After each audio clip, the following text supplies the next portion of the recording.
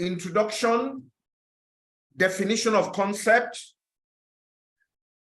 the relationship of positive reframing and cognitive behavior therapy. We're going to look at the differences between negative and positive thinking. What are the gains of positive thinking? And then the steps we need to take in positive reframing. We'll then go into the question and answer session before we close. Once again, I welcome all of you to this monthly learning event. I want to start with this video clip. I circulated it. It's trending now. Some of you may have seen it, but let us start from here. Had many elephants, but one elephant was very powerful, very obedient, very skillful, and the best in the fighting skills. In many wars, he was sent Can on you the see my screen? battlefield and he would return only after being victorious. He was the most loved elephant. No, we can't see the video yet. You can. Okay, I'm going to start all over again, please.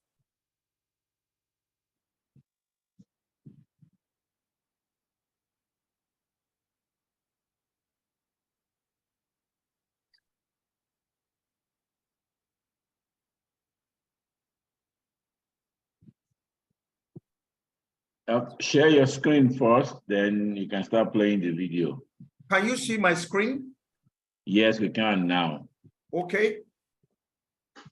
All right, I'll just take you a few steps back before sharing the video. Now, the outline is this: introduction, definition of concept, the relationship between positive framing and cognitive behavior therapy. We're going to look at the differences between negative and positive thinking. Then we go on to the gains of positive thinking, and then the steps in acquiring positive reframing. We'll take a couple of questions and answer, and then we close. I said some of you may have seen this, but as an icebreaker, let me play this video. And please indicate if you can see it and is playing at your end. Had many elephants, but one elephant was very powerful, very obedient, very skillful, and the best in the fighting skills. In many wars, he was sent on the battlefield and he would return only after being victorious. He was the most loved elephant of the king out of hundreds and thousands.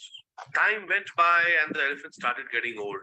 The king did not send him to the battlefield anymore, but he still remained a part of the king's team. Because whenever the king saw him, he felt good, he felt happy. The elephant once went to the lake for a drink. His feet got stuck in the mud there and he started sinking into it. He tried a lot, but he couldn't pull himself out of the mud.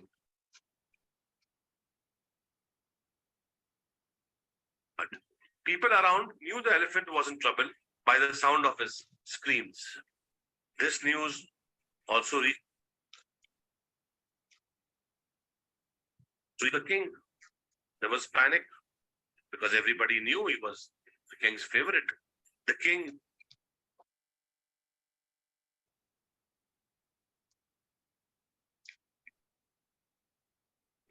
reached there and all other people gathered around the elephant and made various efforts to get him out.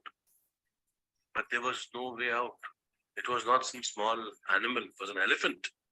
In the meantime, an old retired minister from the king's court was passing by. After understanding the situation, he spoke to the king and suggested that the battle drums be played around the lake. The listeners found bizarre. However, as soon as the drums of war started ringing, there was a change in the behavior of the troubled elephant.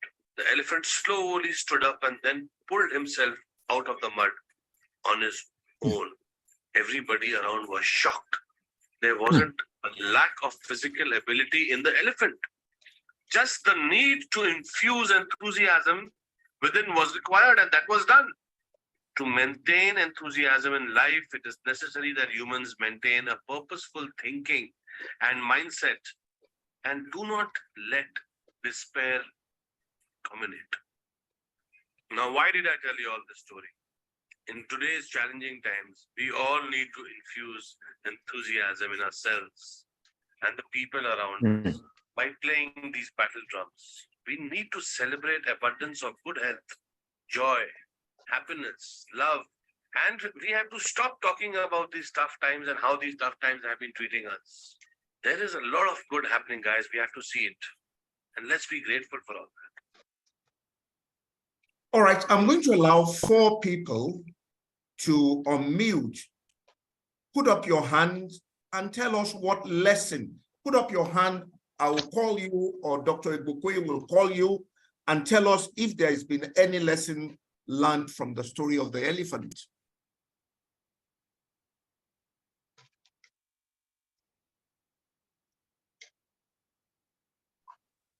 Yetunde or Okay, Debbie, cousin. Okay.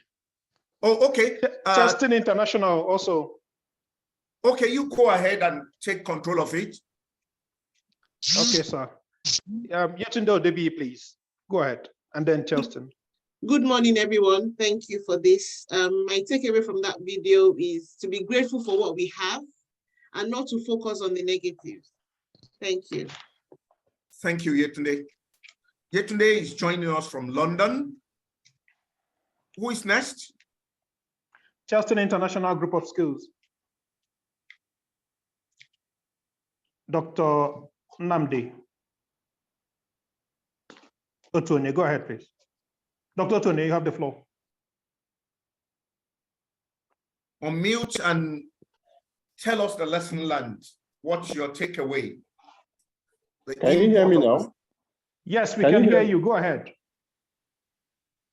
Okay, thank you, sirs, for the platform. I learned that most times the challenges we have are not going to be met by extrinsic solutions. Most of the time, the solutions are internal. We just need the right people, circumstances, motivation to remind us of what we have. Internal drive and motivation. Yes, to remind us of what we have inside of us. It's not really going to come from outside. Like someone said, success is 1% inspiration and 99% perspiration. No one is going to perspire for you. No one is going to do the hard work for you. You need to do the due diligence. And so when they reminded the elephant of what it had inside of him, it became a battle warlord once again and pulled himself out. Thank you. Thank you very much. Thank you. Aderemi Aromiwura, you have the floor. Go ahead and make your contribution.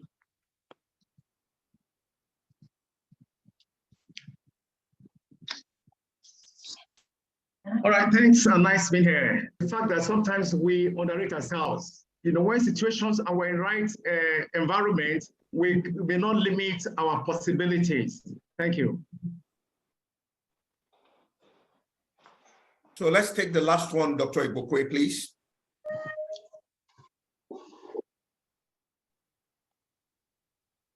Okay, he just spoke. Oh, so we have 4 already. Oh, okay. No, 3. Yes, sir. The 4th one, if there is none, we'll go on.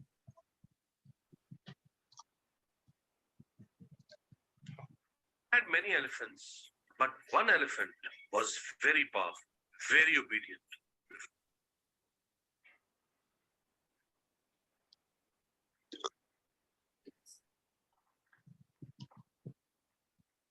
Okay, sir, I think we can go on, sir. All right, can you see my slides? Yes, sir, we can. Yes, Am I sir. sharing? Yeah. Yes, sir, we can. Well, generally, it is human nature to think the worst situation and see things in the negative light, most especially when things are not going the way we envisage or we would like them to be. Positive reframing is an attitudinal change, a change of mindset, a paradigm shift that think that things are never as bad as they seem. When that elephant was stuck in the mud, some will assume that was the end of the elephant. Some will say, well, it's spent. Why don't we just bury it there? Why don't we shoot it? Why don't we take the life out of it? Positive reframing says there are opportunities even in unfortunate situations and events. The whole idea is that you can find a silver lining in every situation. If you know how and where to look, there's always something to be grateful for. Let me tell you that events are natural of their own. Situations are natural. Our thoughts, we often assume that they're facts. Thoughts are not facts. Neither are ideas facts. Human beings reflect and use things that has happened in the past to determine how we view situation and the action we take for the future. We use our perception, our life experiences to interpret and label events. Even people and situation, either in the negative or the positive light. This label affects the way we think, feel, and how our minds operate. Suffice to say that events are neutral, situations are neutral, and what we feel are not facts. They are just our feelings, the product of our emotions.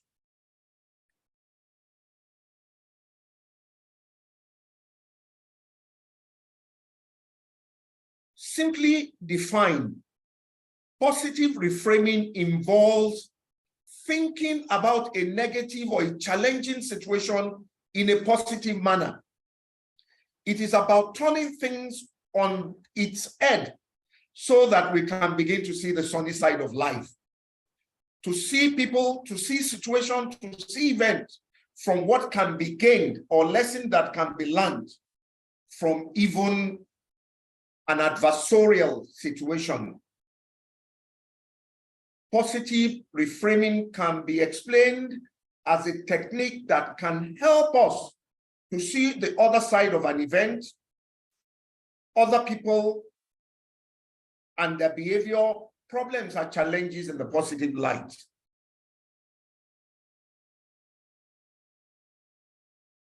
Positive reframing is a time-honored method used in cognitive behavior therapy to overcome stress, anxiety, and depression. It is a method of looking at things in a way that can create less stress and promote a sense of inner peace, calmness, and control. It is a way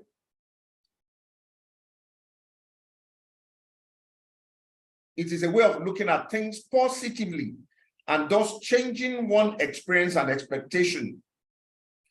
You can change the situation, but you cannot change how you see them.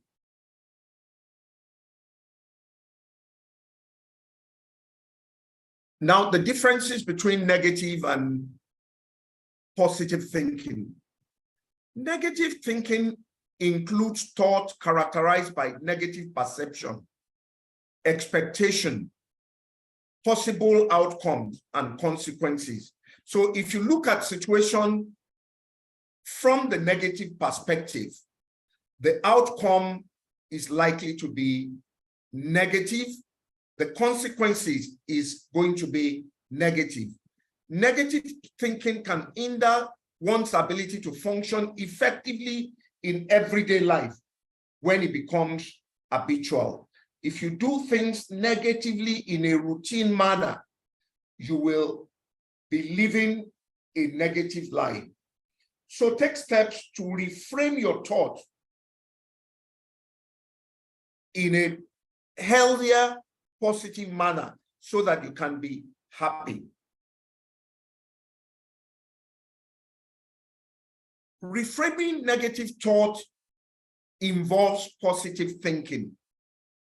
So when we talk of positive reframing, the first step is that rather than see negativity in everything, we begin to see the positive side of them. We begin to ask ourselves what lessons can be learned from the situation and how we can, what positive outcome can, and that's what the advisor to the king did with the elephant. Play your war music. This elephant will begin to see things from the perspective of winning his war.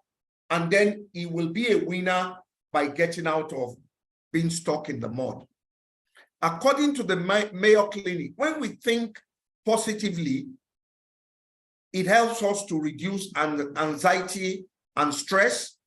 Positive thinking lower the risk of depression. Those who take positive outlook to life hardly will go into a depression. Positive thinkers live longer. Positive thinking increases the grace for longevity of life and increases our lifespan. Positive thinking increases our cardiovascular health. Those who think positively have less of heart problem and they tend to be healthier where the issue of their heart is concerned. Positive thinking provides us with coping skills like resilience skills and adversity management skills. Positive thinking attracts new opportunities because we begin to see things from what good they can yield as against the bad and negative outcome that they can bring. Positive thinking strengthens relationship. We like to have high energy, positive thinkers as friends because mood is infectious. When you are with happy people, you tend to be happy. When you are with moody people, people who are downcast, it will also affect your mood. So positive thinking strengthens relationship. It helps us to change our attitude for the better. It changes our worldview, the way we see things and view the world. It teaches us to respond and not to react to people and situations in a positive manner. Notice the difference between responding appropriately to situation and reacting inappropriately to situation. Positive thinking promotes a sense of gratitude and appreciation. And when you have a positive attitude of gratitude, you will always be happy and enjoy a relative level of peace. Well, where we are, let us take this quotation together. 1, 2, go. It isn't what happens to you, but how you react that matters. To what matters. So you don't have to unmute. Let's say it to ourselves one more time. 1, 2, go. It isn't what happens to you, but how you react that matters.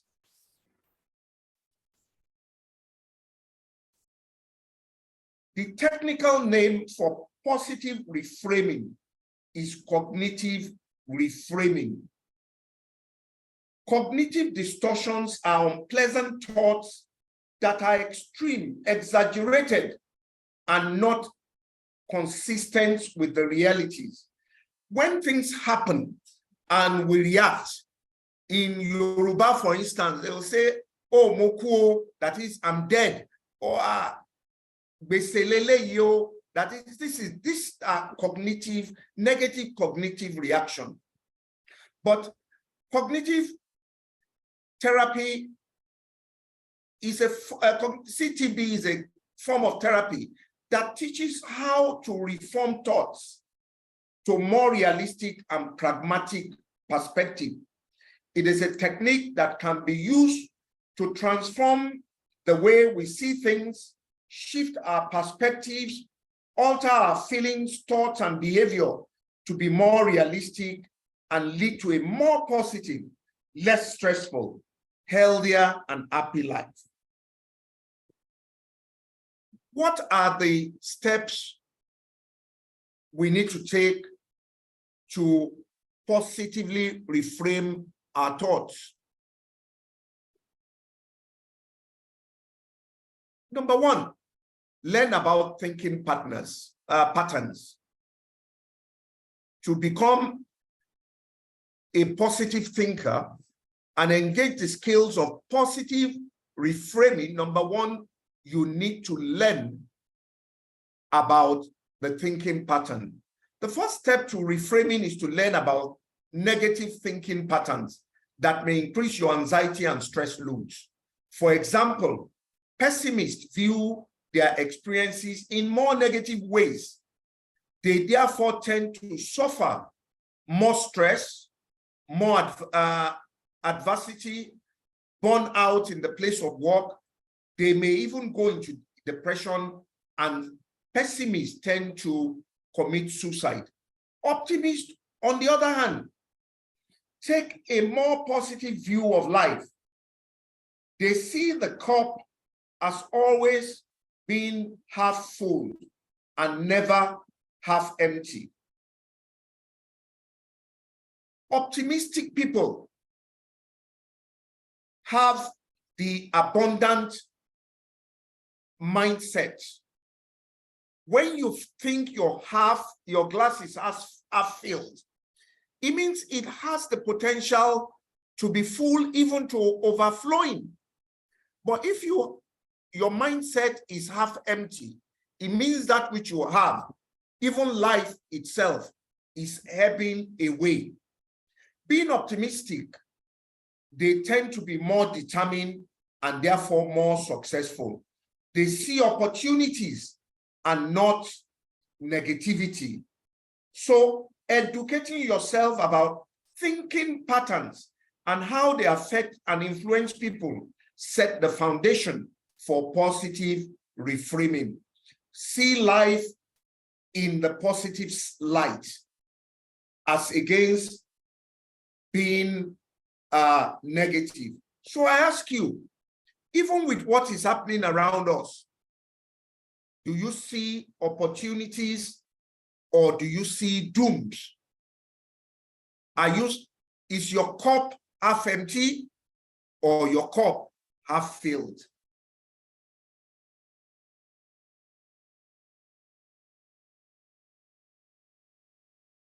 The second thing you need to do is to monitor your thoughts. Watch your thoughts. The next step to effective positive framing is to monitor your thoughts. The first is to know your thought pattern, whether you tend to be optimistic or pessimistic, that is, you are positive or negative. The next step is to monitor your thoughts, to watch your thought. When you notice that your thought lines are dipping into the negative, take control of your thoughts and think things that are bright and beautiful.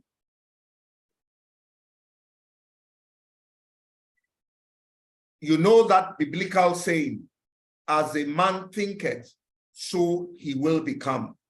This has to do with the concept of self-fulfilling prophecy. If you say things will work out right and fine for you, nature has a way of making things work right and fine. On the other hand, if you cut and think disaster, what is likely is that things will go wrong and you will fail and things will turn wrong and they will sure not be in the positive light. The third step in positive reframing is to be reminded that your thoughts are not facts. Neither are your feelings facts. Every event is neutral. You are not in control of that which happens to you, but you are in control of your attitude towards them. To think that they are negative or positive. Once you notice your thoughts are slipping into the gray areas of negativity, examine the truth and accuracy of your thoughts. Challenge every negative thought with very objective and realistic thought. Sometimes we say things are going wrong, whereas it is the figment of our imagination. There is always a silver lining at the end of the cloud.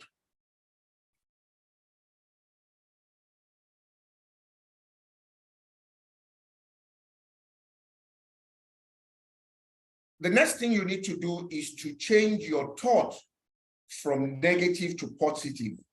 As I said a minute ago, there's a silver lining in every situation.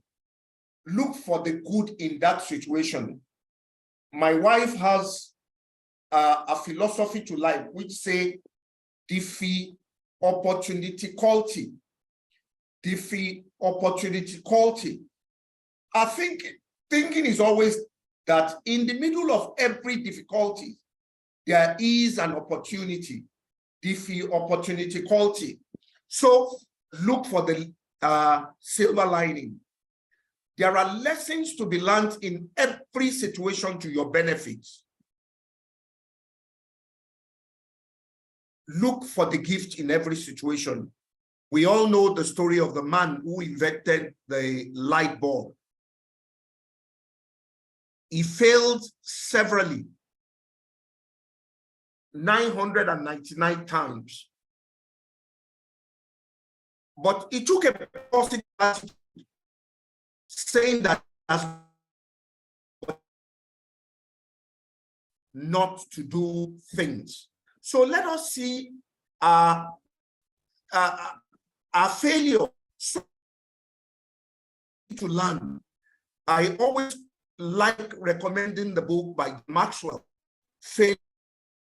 You can learn from you can pray or change your negative thought for positive thought and will change life, can live life for that. Pray to boost your health, your wealth.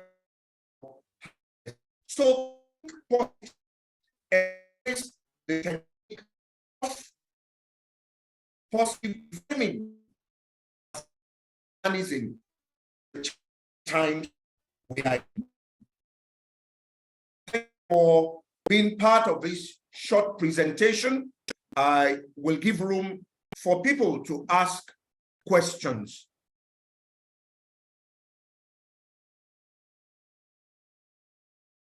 Dr. Igbokwe, can you take over the question and answer session, please? Thank you very much, sir, for the amazing presentation. Let's put our hands together for Venerable Adesina, please.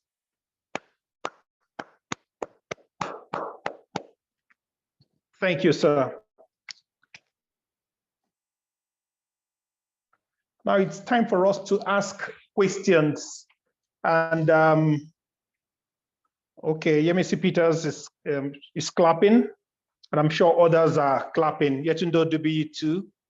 It's time for us to take questions. Before we start, it might interest all of us to know that he just gave us a very interesting session of CBT. And this is something you would pay to a therapist to teach you and talk to you about.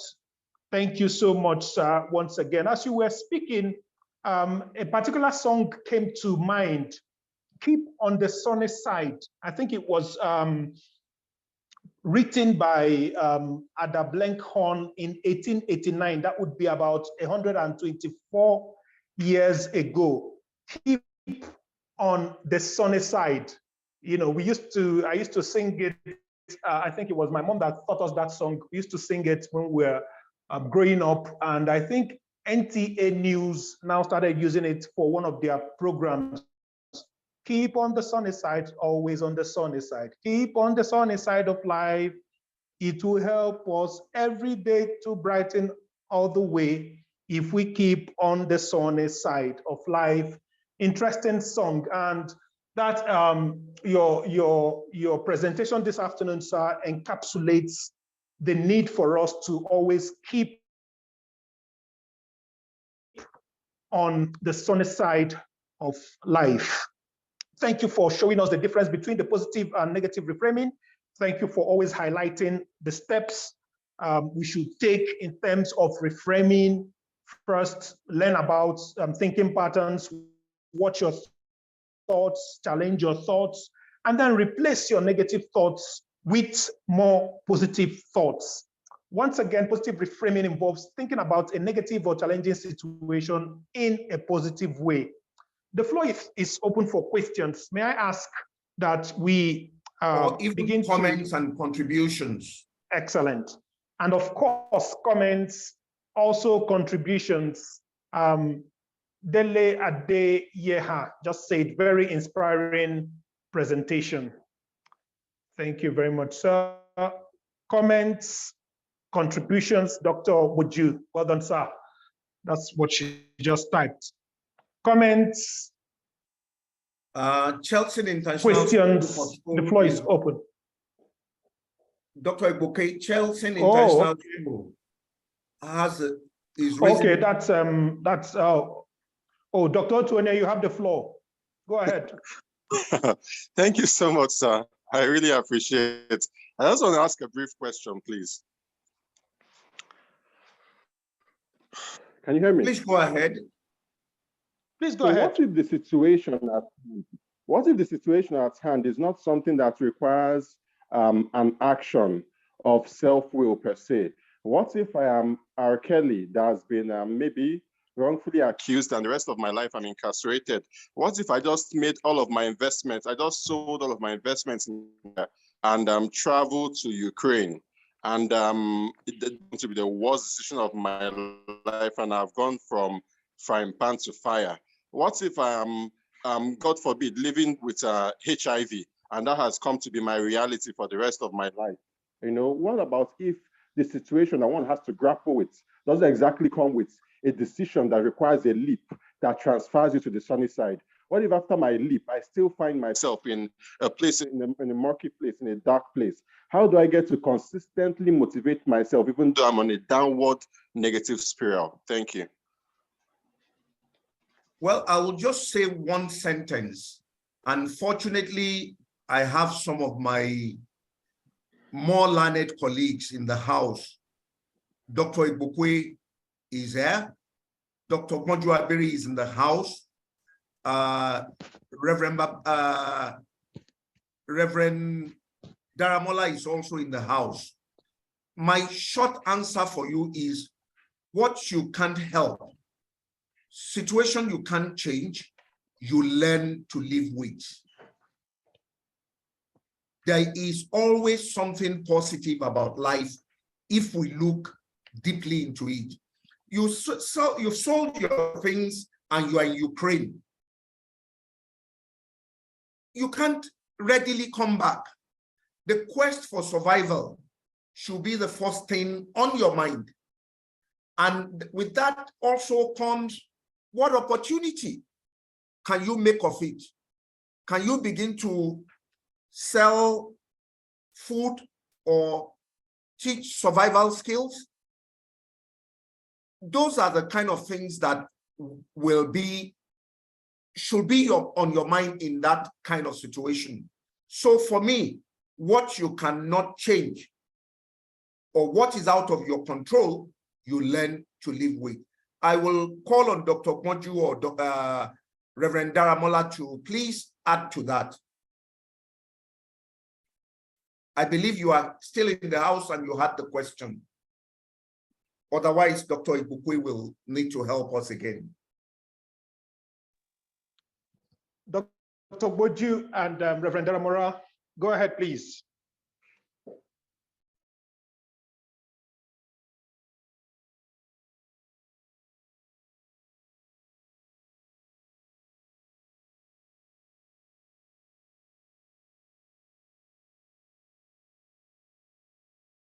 Dr. Goge, start. I'm sure Dr. Gonju will follow. Well, you've said you've said it also. What we cannot change, we have to learn to live with it. During your presentation, you mentioned what Epictetus said, that it is not what happens to you, but how you react that matters. And that's the truth. It's our reaction in situations that tend to matter a whole lot.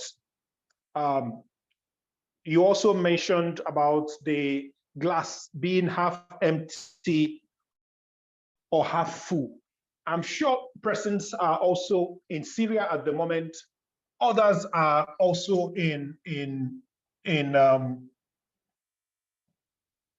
Turkey, and these places they've experienced earthquake. Persons have lost their lives while others have lost properties. The only thing that the living can do is what they know how to do best, which is to just live. And that's my input, sir. Just to live with it and find a way around it. And just as he mentioned when he was talking about your the short clip you showed when you started your presentation, one must find it within oneself. It is in there, somewhere in there.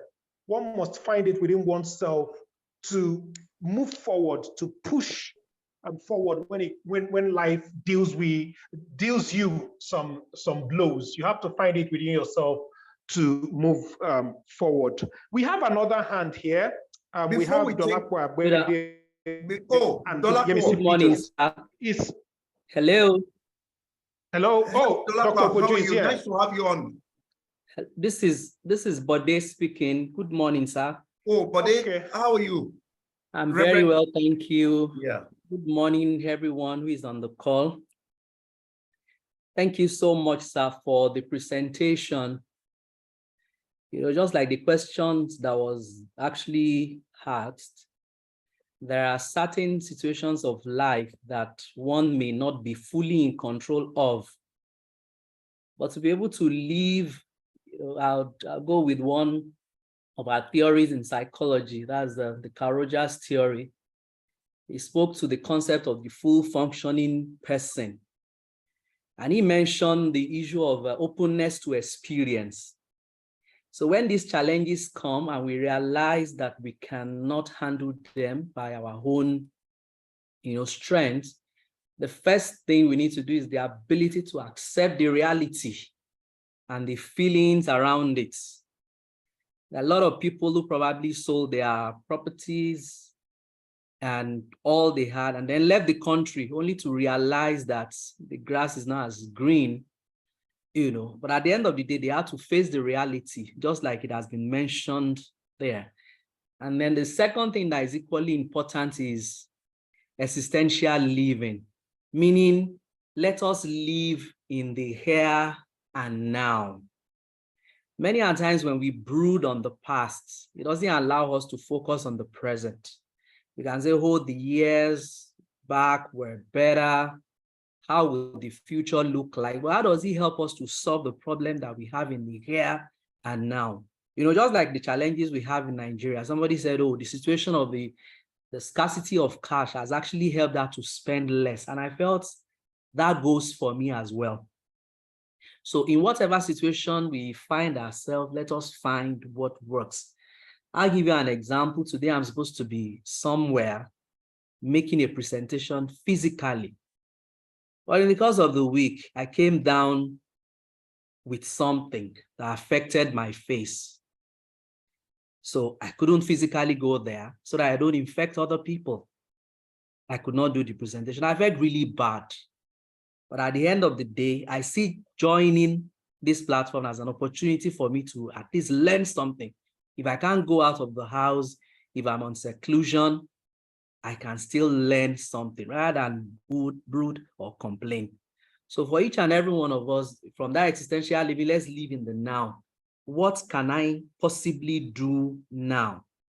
Then wherever we are, there are certain feelings we need to accept. Rogers will tell you the existential freedom, acknowledging the feeling of freedom, but taking responsibility for your choices. So whatever choice you make, you must be willing to take responsibility for them. There are always options available. So the options wouldn't have to be something negative, just like it has been mentioned to us, that there's always something positive to do out of all the options. Thank you very much for all the great learning that we have had this morning. Thank you, Dr. Daramola. Let me bring this to real life experiential learning. There's a cousin of mine on the line, if she's still here. She's a cancer survivor. Yetunde Odebi, please share your experience with us. What you can't change, you learn to live with. Yetunde, are you still on? Yes, I'm here. Good. How long have you survived cancer now? 18 years this year, to the glory of God. So please, how did you cope? Share with us. Thank you very much for the opportunity. I had a double whammy. I shared this actually in a group of people who have given up on themselves this morning. I was diagnosed with breast cancer in September 2005. I'd had my test, so we knew there was something wrong. And my double whammy was that my ex-husband moved out of the house 2 days before the diagnosis. I had a child of 3.5 who had health challenges at the time. My eldest was 10 and the middle child was 6. I had a choice to pull the duvet over my head and give up. But as a person of faith, with very good support from the family, those who knew how to pray, they prayed, and I went to all the medical practitioners for support. I had my treatment. I got my divorce letter in the middle of chemotherapy, but I chose to look at that situation as half full. I've never looked at it as half empty. It was a very scary time because it was an almost stage 4 breast cancer. Till today, the doctors could not understand how it happened, but I had all the treatment. And I chose to be positive. And there's nothing that happens that I sit and have a pity party about. To the glory of God, that youngest child is going to be 22, and life has continued. But out of that time of my life, I knew that it happened to me so I could help other people. So you will never see me sit down and have a pity party. I tell my children that we might not find the things we want to eat in the house. What you want to eat might not be in the house, but there's food in the house. I spoke to my stepmom over the weekend, and there was what they wanted was not in the house, but I said there's still food in the house. So my encouragement is life is going to happen to us. It is what we allow that life happening to do to us that really matters. How do we respond to those situations? I sit down here, we don't have central heating. I'm not bothered about it. We found a solution. I live in the UK. The bill for the central heating is not a priority for us now. It is massive. But we just get on with life. Life is always going to happen to us. It is what we allow that life to happen to that really matters. Thank you so much, my big brother, for allowing me to share. Thank you. Thank you, Yetunde. Life will happen. When life throws you lemon, make lemonade of it. Life will always happen. When life throws you lemon, make lemonade of it. Dr. Egbekwe, do we have any more contribution?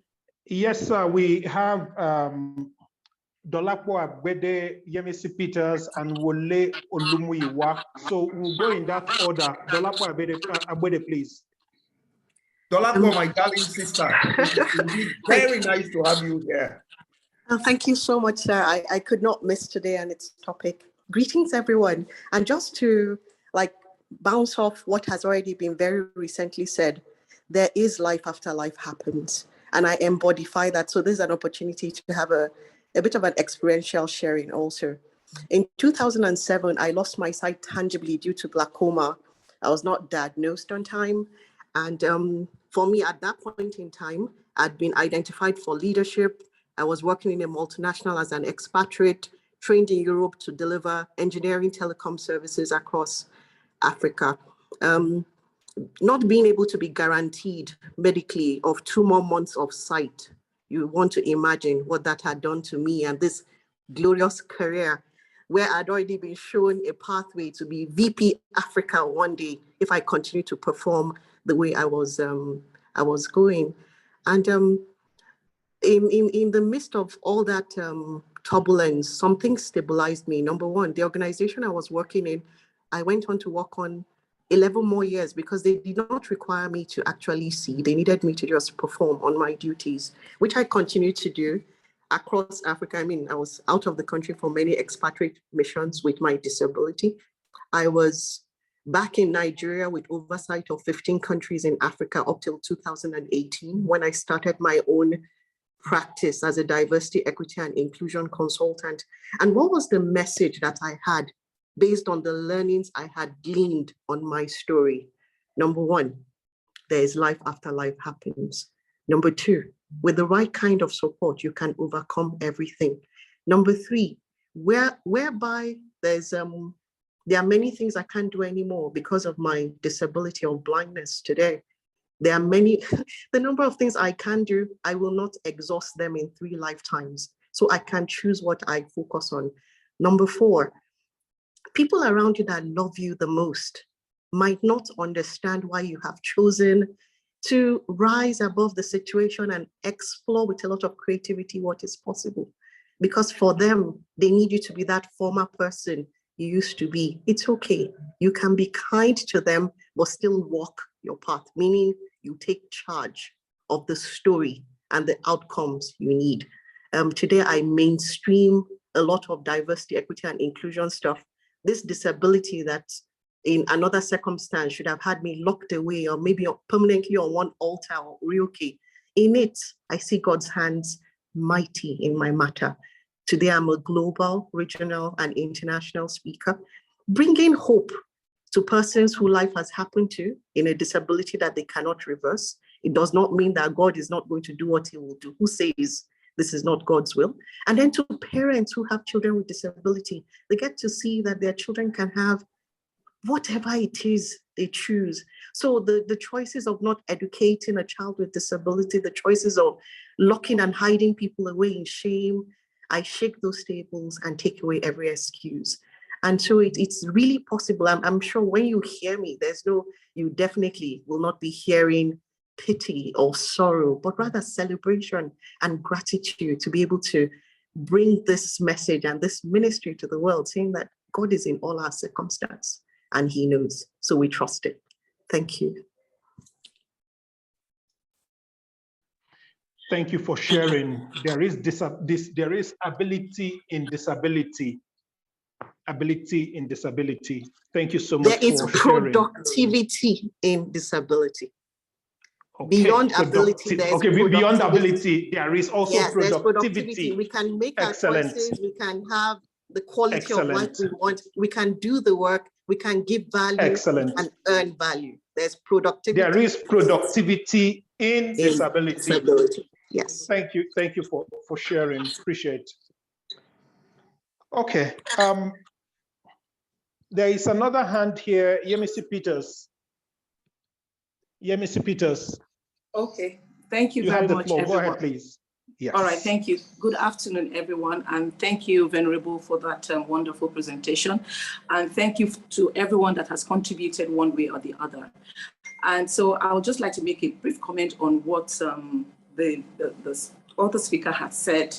And I know that Reverend has said a lot about, developing a coping mechanism when you find yourself in situations like that. For me, what keeps me going in situations like this is listening to other people's testimony. When you don't hear other people's story, you will think yours is the worst that has happened to you in this life. People are going through a lot. It is only the person that opens his or her mouth that you will know that they are going through one thing or the other. It's only how we handle the situations that makes us champions. So everybody has what they are going through. Everybody. There are so many people. It's just the makeover we have all over our faces that is covering what we are going, through. By the time we get into our different homes, in the corner of our rooms, we are the ones that know what we go through. So everybody has what they are going through. Everybody has their challenges. So whatever it is that you are going through, always remember that there are some people out there going through worse situations. So I want to encourage you, just once in a while, try, move out there. Have a situation where you mingle with other people, where you hear other people's story. That is what will build your faith the more. It helps to strengthen you and gives you that courage. And then you won't be there in the corner of your room brooding, this has happened, that. Is it only food? Forget about food. Food is even small, something small. There are some people that every day of their life, do you know how much they pay to breathe alone? How much they pay for blood transfusion? You are not even going through any of that. It's only food. That's still very small. So there would always be an opportunity in every bad situation, no matter what. So always look, as we have said, at the sunny side of life, at the positive side of life. There would always be something good out of it. So finally, I will say, don't die before your time. Live while you are still alive. Thank you. Thank you so much for that amazing contribution. Always look to the sunny side of life. We also have another hand of Wole Olumuyiwa. You have the floor, please. Go ahead and make your contribution. Good afternoon, everyone. We want to thank our Venerable for the speech and all that he has taught us today. I just want to add something. He has said everything, but he could not have time to explain some in details. In any situation, whether you are fixed or you are not fixed in any challenge, a challenge is a challenge. Big or small, it is a challenge. Everybody lives in a challenge, like the last speaker said. But the important thing is there is a now and a tomorrow. There's a day and there's a night. There is no nights that last forever, no matter your situation, if you are in Syria or whatever. Once you have the hope of tomorrow, that is your positive reframing of your mind. It keeps your joy on. And definitely, whether you know either by information, inspiration, or whatsoever, the day will come and the light will shine into your situation, no matter what it is. It could be opportunity, it could be inspiration, and in it, that is where the light is, and that is where your opportunities will come. In anything, like the Venerable said, it is not your reaction, your response. When you respond well, things will come. Nothing lasts forever. It's only God that lasts forever. Thank you very much. God bless you. Thank you so much. And we have another hand up, Adekunle Musa. Adekunle Musa, please make your contribution. Good afternoon, sir. Good afternoon for the fantastic comments and what we've received from you. What I need to say is this: coping with problem will surely solve the problem. If you are able to cope with a problem, you'll be able to solve that problem. Let me give you an instance.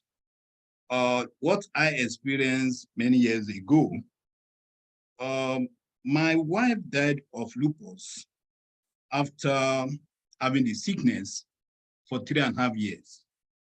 Along the line, we discovered that one of the twins also have cerebral palsy.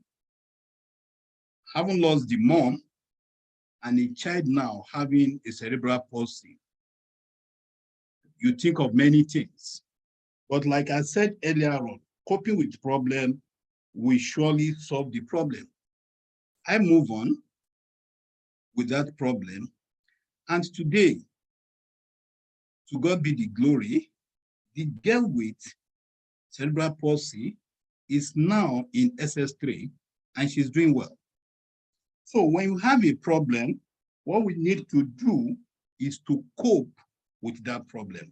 If you cope with that problem, you will surely solve that problem. Thank you.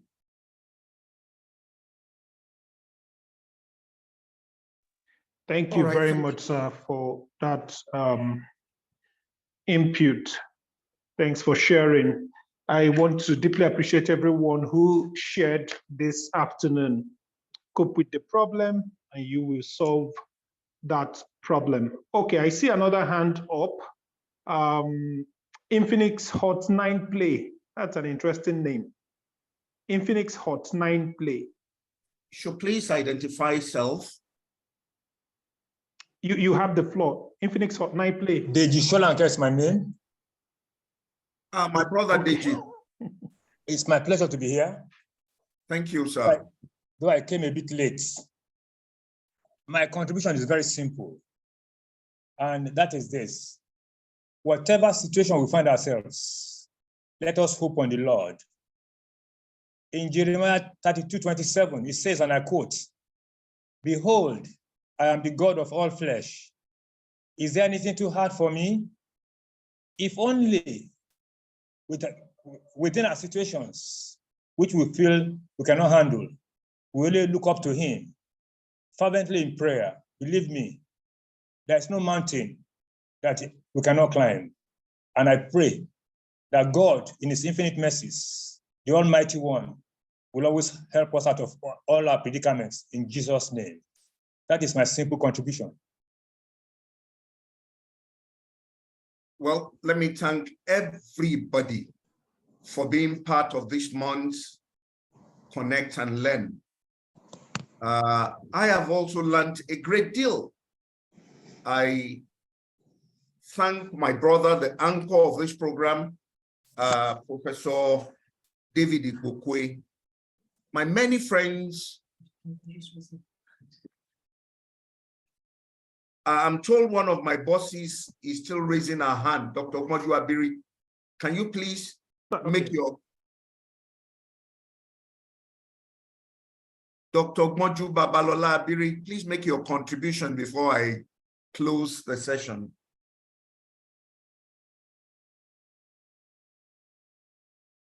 Are you still on this call? Yes, her hand is still up, sir. Dr. Ogmoju, you have the floor.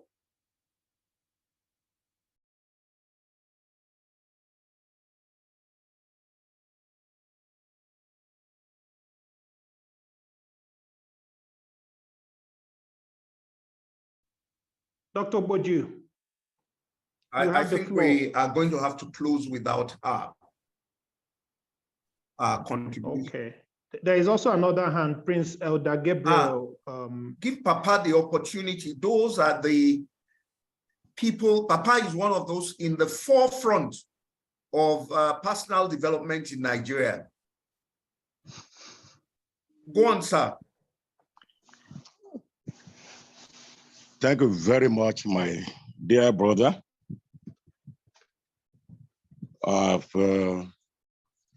Just Papa, please tell us a little bit about yourself so that people can appreciate the wealth of experience and where some of us are also drawing inspiration from.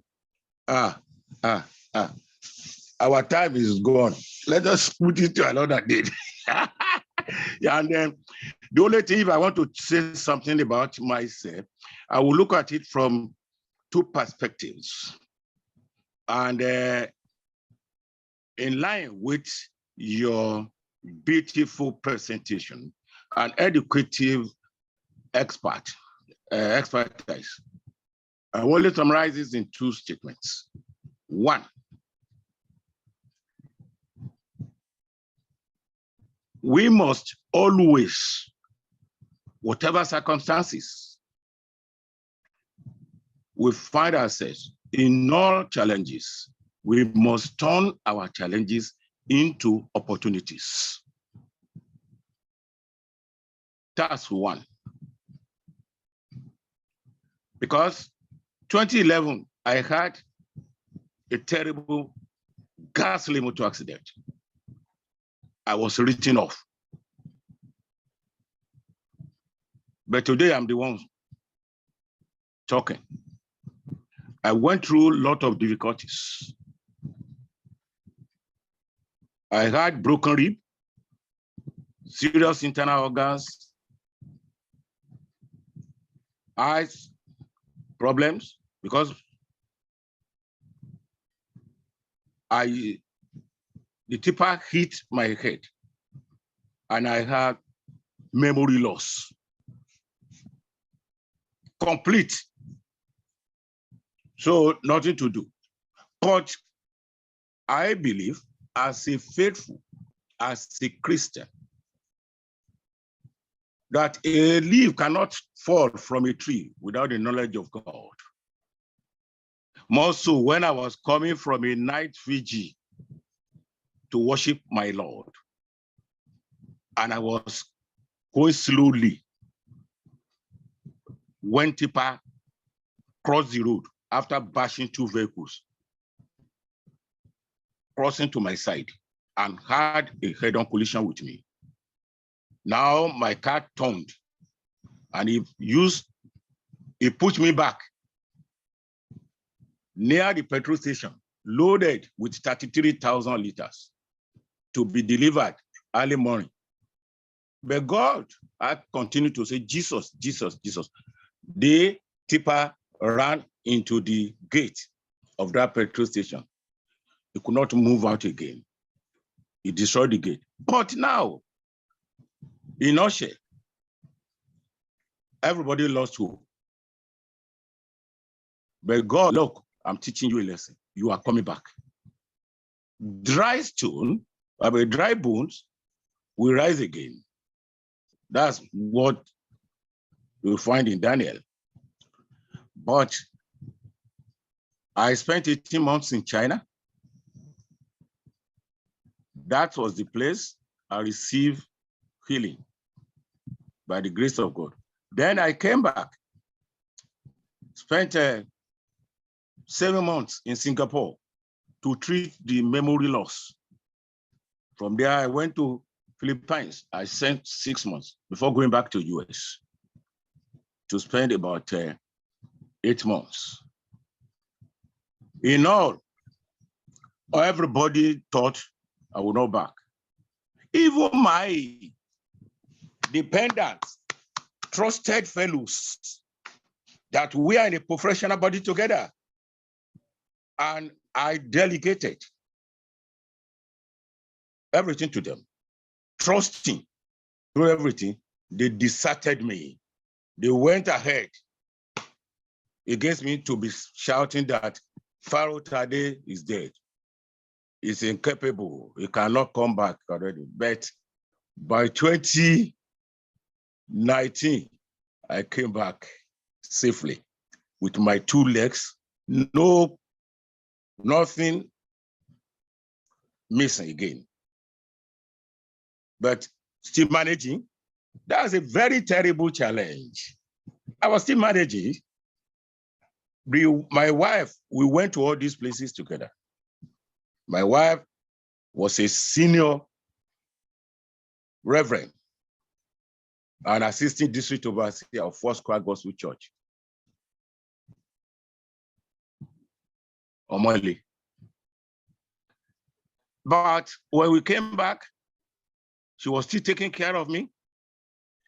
June 1, 2020, when she did night vigil in our house, because she used to do lone prayers for me, because the doctor has banned me that I should not undergo night vigil again. And I told my wife, you are 70 years. Why are you doing all these things? She said, 2 of us used to do it, but now you could not do it. I must continue doing both. But that day, Saturday through Sunday, she did it. She woke up, we worshiped together. We watched the television programs of the church together, because by that time they said COVID is around and senior people, elders should not come to church. Fine, but we watched this thing on our television. We did everything. She went ahead to take, to prepare meal, breakfast, and she took her bath. only to come back to see me in the room. Say, go and take your bath and eat. Use your medications. I said, I'm coming. I will soon come. She came back about 5 minutes later. She set the table and was about to eat. But she couldn't take a spoon of that food until she went back to the Lord. Abruptly, no sickness. But I was in this. That day, the whole world fell on my head. And I said, let me go. I will follow her. But she had done something earlier on. She called my children that she didn't know how it was doing her. Immediately, 3 of them came in. And that they were with me. Said, okay, Daddy, let us take her to the hospital last week so that maybe we can do something about it. Because the one that his pharmacy said is still bleeding. I said, okay, to continue to pray. But the only thing is this, when God says the time is here, nobody can change it. By the time she got to the hospital, they said they are not admitting anybody. But one person told them that this name, Rebel, is Prince Elder Pharaoh Tade. This is his wife. And this man was the director of account who set up and transformed General Hospital Ikeja to teaching hospital. And he made a lot of policies here, which Lagos State is still using today. And he has contributed immensely. And that one say, Baba Lowo, Baba Lowo, Baba accountant, Baba director. Then I went to prepare a room, very nice room, with doctor and a nurse attached to my wife. The pharmacist phoned the Remington hospital that his mother is sick and is bringing him. But when he saw everything, he said, okay, there's no need again.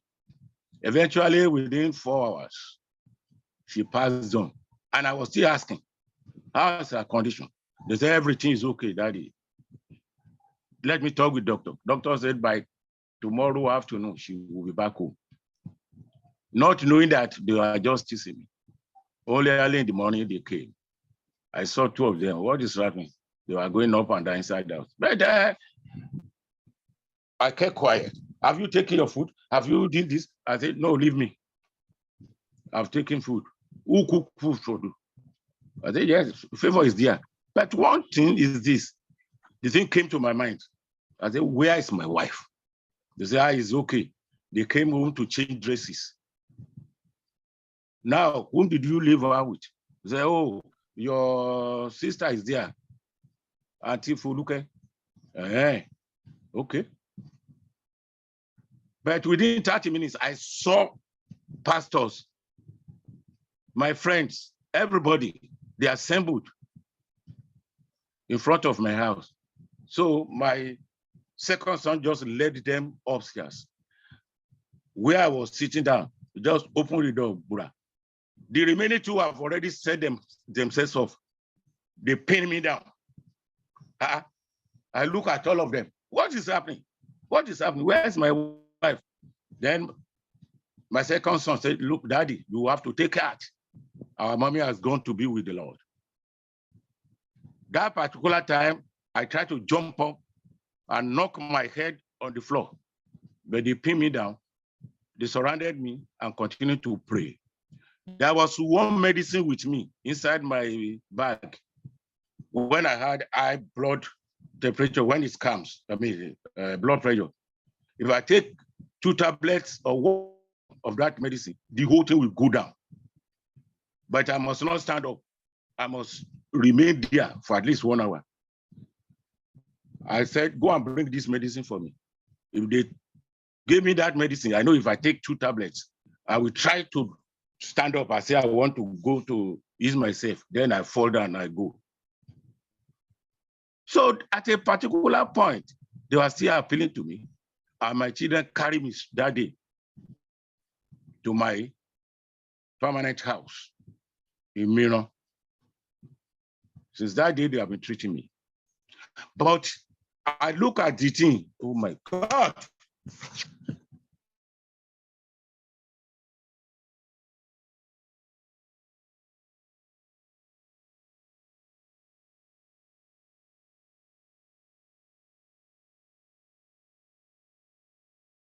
Sorry, we can't hear Baba again.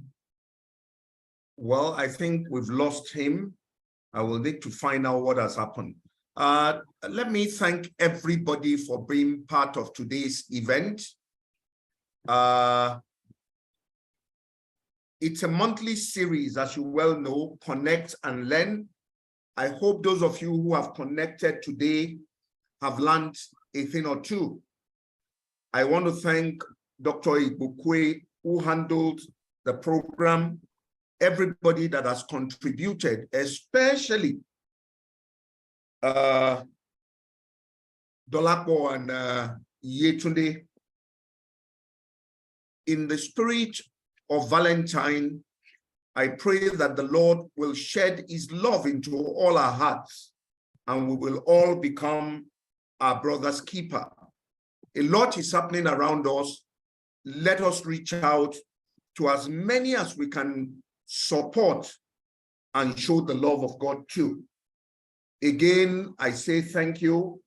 Our next meeting will be on the 14th of March. The handbill will be sent to you. Thank you so very much. May the Lord bless you and prosper you in all your ways. May God grant relief and mercy to the people in all the troubled spots of the world, especially where there are wars, earthquake, and other natural disaster. May the reign of God in righteousness happen in this country in the name of Jesus Christ. Thank you. God bless you all. Grace has been given again. Bye-bye. See you next month. Bye-bye. Thank God Bye. for grace. Go on, sir. Bye. See you next month. Thank you so Bye. See you very next much month. for this opportunity. Bye. Thank you. So, can we still continue to interact with the lost people that we've lost contact with? I saw my senior. We'll leave the Zoom open for those who want to interact. Please feel free to interact. We will leave it open for as long as you want it open.